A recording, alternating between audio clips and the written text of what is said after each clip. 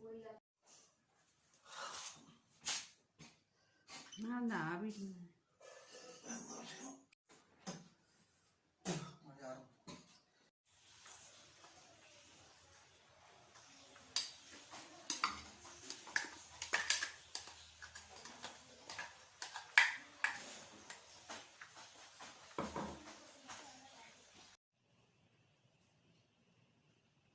പകുതിയിലേക്ക് നമ്മൾ മൈദ ഇങ്ങനെ ഇട്ട് കൊടുക്കുക. കുറച്ച് ഇത് ഇളക്കി മിക്സാക്കുക.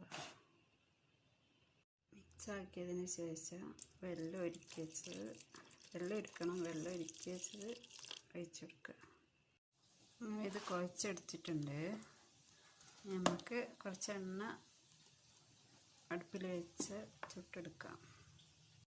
പുറത്തുള്ള അടുപ്പാണ്, അകത്ത് അടുപ്പുണ്ട്. ഭയങ്കര പുകയായത് കാരണം പുറത്ത് അടുപ്പ് കെട്ടിയിട്ട് ഇവിടെ നിന്നാണ് ചോറും കറിയൊക്കെ വേവിച്ചെടുക്കൽ. ഇപ്പോൾ ഗ്യാസും തീർന്നു പോയി. അപ്പോൾ ഞാൻ പിന്നെ പുറത്ത് ഉണ്ടാക്കാമെന്ന് വിചാരിച്ചു. എണ്ണ നല്ല ചൂടായിട്ടുണ്ട്. നമുക്ക് ഇതിട്ട് കൊടുക്കാം. കുറച്ച് കോരി ചെറുതാക്കി ഇട്ട് കൊടുത്താൽ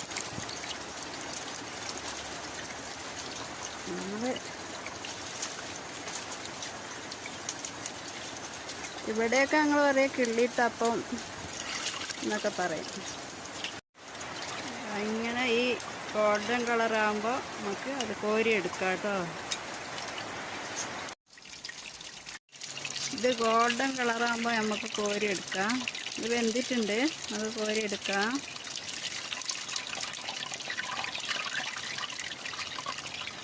സ്വാദിഷ്ടമായ പലഹാരം ഇവിടെ റെഡിയായി. അടുത്ത പലഹാരവുമായി വരുമ്പോഴേക്കും ബൈ.